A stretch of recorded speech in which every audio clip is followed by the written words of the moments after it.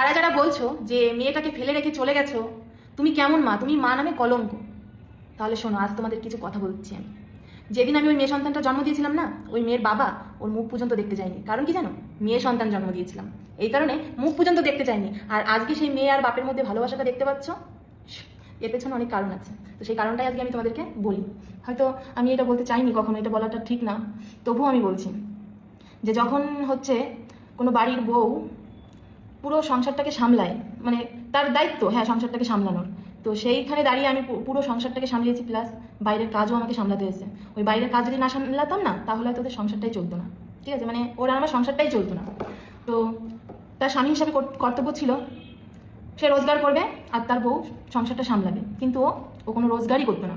ওর কোনো রোজগারের কোনো কোনো ইয়েই ছিল না, ও কোনো ইনকামই করতো না, কোনো কাজই করতে চাইতো না। তো সেইখানে দাঁড়িয়ে সেই সংসারটাকে আমি সামলিয়েছি, সেই বাইরের কাজটাকে সামলিয়েছি, তারপরে আমাদের সংসারটা চলতো, কারণ ও কোনো কাজই করতো না। আর সেই সংসারে সামলানোর কারণে, সেই বাইরের কাজ সামলানোর কারণে মেয়েটাকে আমি কোনো রকমভাবেই টাইম দিতে পারিনি। কেন দিতে পারিনি? ও তো কোনো কাজ করতো না, সংসারটা আমাকে দেখতে হতো, বাইরের কাজ আমাকে দেখতে হতো, তারপরে সংসারটা সামলিয়েছি আমি। তো সেই হিসাবে মেয়েকে আমি টাইম দিইনি। তো সেই সময় দাঁড়িয়ে সব মেয়ের দায়িত্ব ওই করতো, কারণ ও তো কোনো কাজ করতে চাইতো না। কুড়ে, আর কুড়ে মানুষের কি আছে বলো? তোমরা তোমরা তো বলছো। তো যাই হোক, ও মেয়েকে সামলিয়েছে, মেয়েকে চান করানো, খাওয়ানো, স্কুলে নেওয়া, পড়াশোনা সব কিছু ওই করাতো। তো সেইখানে আমার সব কিছু সামলানোর কারণে আমি মেয়েকে টাইমও দিতে পারিনি বলে ও একদমই মেনে নিতে পারিনি। 3 দিন পরে হসপিটালে যাই দেখা করতে। আছে এরকম কেউ? হ্যাঁ, আমার সঙ্গে এটা ঘটেছে। আজকে আমি বলতে বাধ্য হচ্ছি, হ্যাঁ আমি খারাপ, আমি তোমাদের কাছে খারাপ, তোমরা এখন বলবেই, বলো, অসুবিধা নেই। তো যাই হোক, সেইখানে দাঁড়িয়ে আমি মেয়েটাকে সামলাতে পারিনি, ও সামলিয়েছে। তো আমি হচ্ছে কেন আমি মেয়েটাকে রেখে এসেছি, আর মেয়েটাকে রেখে এসেছি এর মানে এই না যে মেয়েটাকে আমি ফেলে রেখে চলে এসেছি। মেয়েটাকে আমিও ভালোবাসি, হয়তো কাজের সূত্রে আমি মেয়েটাকে টাইম দিতে পারিনি, সময় দিতে পারিনি, তার জন্য হয়তো মেয়েটা আমার থেকে ওর বাবাকে বেশি ভালোবাসে। কারণ কি, আমি মানে সংসারটা সামলিয়েছি, আমি বাইরের কাজগুলো সামলিয়েছি। আমি যদি না সামলাতাম, হয়তো ওরা আমার সংসারটা চলতো না।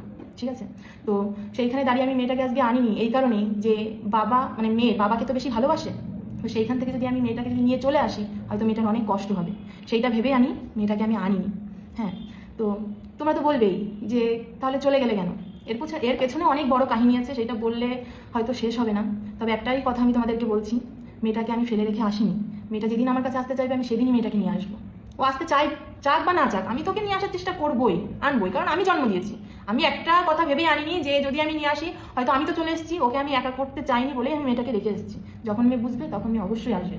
ঠিক আছে, তো এর পেছনে তো অনেক অনেক ঘটনা আছে, অনেক ঘটনা আছে, এগুলো বললে শেষ হবে না। কিন্তু